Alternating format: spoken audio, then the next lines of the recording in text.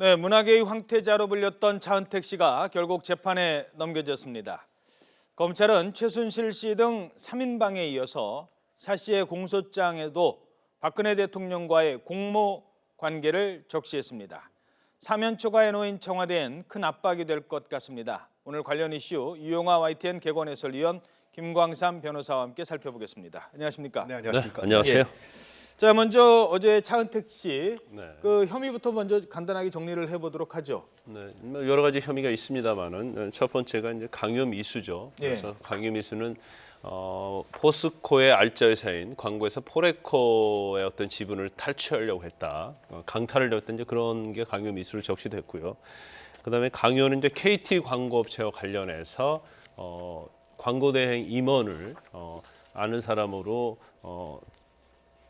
맡게 하고 그다음에 KT 광고 대행사로 선정한 부분이고요. 예. 이건 뭐 강요와 직권남용 같이 혼합되어 있습니다. 그리고 알선 수재 같은 경우는 2014년도에 한국과 아세안 특별 정상회담이 있었는데 그 만천과 문화행사에 대해서 용역업체를 선정하는 데 관여를 해서 2억 한 8천만 원 정도의 돈을 받았다는 내용입니다. 그리고 횡령은 본인의 어떤 아프리카 픽처스와 관련해서 본인의 부인을 직원으로 채용을 해서 거기서 한 10억 정도 횡령했던 그런 혐의를 받고 있는 거죠. 예. 자, 그리고 뭐 송성각 그 전 콘텐츠진흥원장 역시 뭐 간단하게 정리를 해드리죠. 역시 강요입니다. 지난번에 그 광고회사 지분 강탈과 관련해서 강요 미수가 있었고 또 법인 카드를 갖다 썼다고 그러죠. 한 3천만 원 정도를. 네. 그리고 예. 저 뇌물 부분은요. 한국콘텐츠진흥원 전 한국콘텐츠진흥원장이었잖아요. 거기서 LED 관련 어떤 사업을 발주했어요. 근데 그 과정에서 수주의 대가로 한 3,800만 원 정도 그걸 뇌물로 받은 혐의입니다. 예. 자, 뭐 지금 이분들에 대한 그 재판이 시작됐으니까 더 따져보진 않도록 하죠. 문제는 여기에 드러난 이 공소장에 드러난 박근혜 대통령의 공모관계 지금 네. 이 부분을 다시 한번 좀 적시했다는 게 제일 중요한 얘기죠. 네. 일단 차은택 씨의 공소장 중에서 박근혜 대통령의 공모관계가 명확히 나와 있는 부분은 KT와 관련된 부분이에요. 예. 그래서 KT에 관련된 부분에 어떻게 박근혜 대통령이 개입을 했느냐. 세 번의 개입이 나오죠. 네네. 그래서 KT에 이모 씨를 채용하도록 연락하라 이렇게 지시를 했다는 거고요. 예. 그다음에 이 씨 등 2명, 한 명은 신 씨입니다. 예. 광고 업무를 총괄하도록 하는 직책을 변경하라.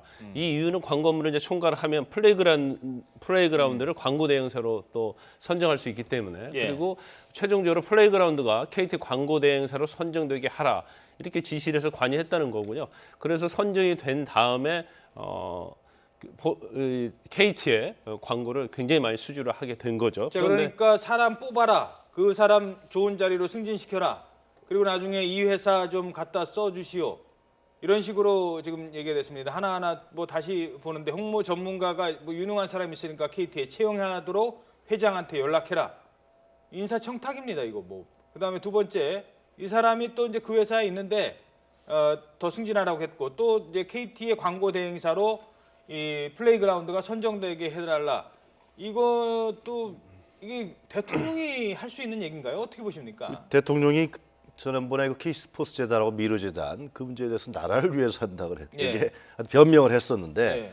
그럼 이번에 KT 광고 이 문제도 나라를 위해서 했을까요? 그러니까요. 예, 참 이거는 이권 개입이죠. 예. 이권 개입이고 감히 대통령이 이런 일을 할 수 있을 건가 상상도 못하는 일을 예. 했다는 것이 검찰 수사에서 밝혀진 것인데 잘못 저지른 수준도 참 떨어진다는 생각이 맞습니다. 예. 그래서 근데 결국 이것은 이권 개입은 돈으로 연결되는 거 아니겠습니까? 예. 우리 사회 구조상 그럼 그 돈을 그러니까 차은택이라는 사람은 문화계 쪽에 이권 개입을 해서 그 자금을 뽑아냈었고요. 특히 정부 예산까지. 그리고 장시호라는 사람은 체육계 쪽에 이제 평창 동계올림픽이라든가 이 접근을 하다가 지금 이제 중단된 상태다 이렇게들 얘기를 하는데 예. 결국은 이 전반에 이 실무적으로 이권 개입을 해서 자금을 만든 사람들까지도 결국은 박 대통령이 관여했다, 지시했다 이런 문제는 결국은 이 자금이라는 문제, 검은 돈이라는 문제, 정치 자금이라는 문제하고 또 직접적 연관성을 우리가 들여다보지 않을 수 없다 그런 생각이 듭니다. 네. 근데 이제 포레카 예. 그러니까 포스코 계열사 포레카 어떤 지분 강탈 관련해서 그 부분에 대해서 공범 관계를 명시하지는 않았지만 개입한 그렇죠. 정도. 추후에 공범이 될 가능성이 크다고 봅니다. 그래서 대기업에 넘어가지 않도록 하시오라고 했죠. 그렇죠. 대기업에 넘어가지 않도록 하고 포스코 회장과 포레코 대표에게 통해서 매각 조처를 살펴봐 이렇게 지시를 했다는 거거든요. 근데 그 부분에 대해서는 안종범 전 수석도 사실은 박근혜 대통령의 지시에 의해서 한 것이다 이렇게 얘기를 하고 있기 때문에 이거 공범관계가 나올 것이라고 예상을 했지만 나오지 않는 이유가 아마 박근혜 대통령의 조사를 한번 더 하고 나서 이 부분에 대해서 공범으로 기재를 하겠다 그런 검찰의 의지인 것 같아요. 예, 알겠습니다.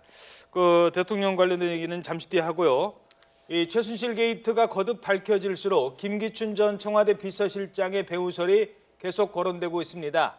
그동안 김기춘 전 비서실장 최순실 누군지 모르고 본 적도 없고 전화도 안 했다. 뭐 이런 얘기를 했는데 그 얘기부터 먼저 들어보도록 하시죠. 보고받은 일 없고 알지 못합니다. 만난 일도 없습니다. 지금 통화한 이- 일도 없습니다. 자, 모른다는 겁니다. 그런데 차은택 씨의 변호인이 어제 기자회견을 열었습니다. 여기에 대해서 부인하는 발언을 했는데 또 다른 국면으로 접어드는 모양새입니다. 그 얘기도 들어보도록 하시죠. 처음에 고영태와 처음 만난 것이 2014년 한 4월, 5월경인데 그때 최순실이 뭐 이것저것 여러 가지 이제 사업 얘기도 하고 이렇게 했는데 차은택 감독으로서는 뭐 선뜻 그걸 믿을 수가 없었던 모양입니다. 그런데 어느 날 어디를 좀 찾아가봐라 하고 가봤더니 거기가 청와대 비서실장 공간이었고 거기에서 김기춘 비서실장을 만났다고 합니다. 그래서 한 10분 정도 김기춘 비서실장과 면담을 했다고 합니다.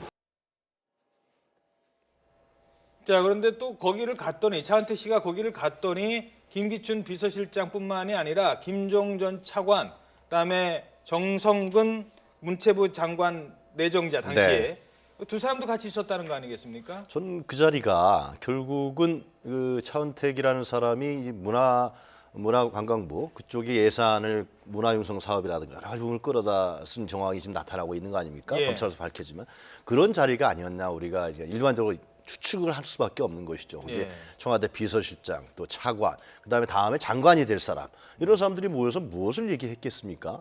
차은택이라는 사람이 거기 있다는 자체는 국정을 논의했겠습니까? 거기서요. 그러니까요. 이런 부분들에 대해서 결국은 김기춘 비서실장은 모른다고 얘기를 했고 그것이 거짓말이라는 것이 드러난 것이고요. 근데 사실상 김기춘 전 비서실장이 비서실장 할 때 사실상 권력의 핵심이었다는 것은 누구나 다 알고 있었습니다. 그리고 또 김기춘 전 비서실장은 박정희 전 대통령의 사람 아닙니까? 그럼 그렇죠. 최태민, 최순실, 박근혜로 이어지는 이 라인, 이 부분 속에서 상당한 역할을 했을 거라는 것은 특히 최근에는 박지원 그 비대위원장이 부두목이다.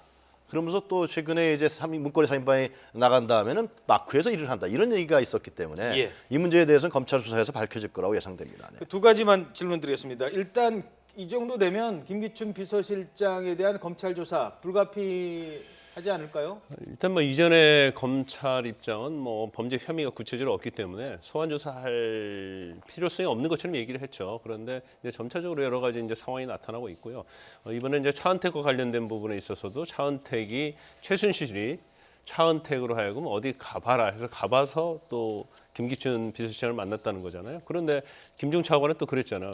김기춘 비서실장이 어디를 가봐라 해서 갔더니 그렇죠. 최순실 씨가 있더라 그랬단 예. 말이에요. 이게 어떻게 보면 상호적으로 딱 들어맞는 거예요. 아하. 최순실 씨 어디를 가봐라 해서 차은택한테 가봐라고 하니까 거기가 비서실장 공간이었고 거기서 예. 김기춘 비서실장을 만난 거고 김기춘 비서실장이 또 어디를 가봐라 해서 최순실 씨가 있을 거라고 해서 가보니까 그러니? 최순실 있다니까 상호 모른다는 것 자체가 모르는 어떻게 사람들끼리 어디 있는지는 알아요. 그렇죠. 그래서 어디 이게 가면 만날 수 굉장히 납득이 갈 수가 없어요. 그런데 네. 이제 검찰 입장에서는 이제 검찰은 어떤 법적인 문제에 있어서 범죄 사실일 때 소환해서 부르는 거는데 이게 어떤 인사 개입이랄지 어떤 이권 개입에 있어서 연결고리가 조그마한 것이라도 하나 나오면 검찰은 소환을 할 겁니다. 그런데 지금은 뭐 바로 소환하기는 좀 어렵지 않나 싶어요. 그렇지만 우리가 우병우 전 수석 같은 경우에도 사실 범죄 혐의가 개인적인 것 이외에는 드러나지 않았잖아요. 그런데 그 이후에 여러 가지 또 단서들이 많이 포착이 됐어요. 그래서 지금 검찰에서는 조사를 하겠다고 하기 때문에 아마 김기춘 전 비서실장도 이제 검찰의 소환 조사를 받을 가능성이 크다고 봅니다. 자, 그리고 또 한 가지는요. 왜 차은택 변호사가 기자회견까지 자청을 해서 나는 가라고 했더니 거기서 김기춘 비서실장을 만났습니다라는 얘기를 했을까요? 차은택은 나는 깃털이다.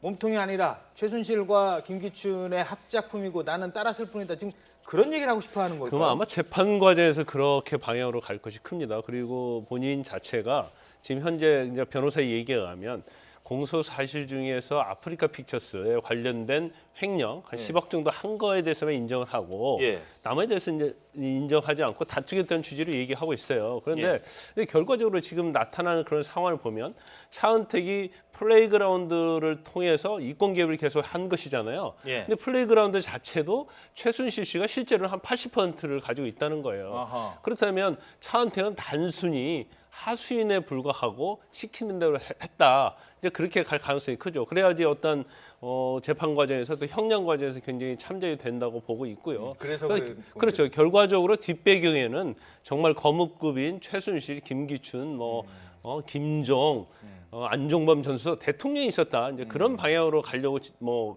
이번에 그런 어떤 언급 자체는 그런 뉘앙스를 좀 풍기는 것 같습니다. 알겠습니다.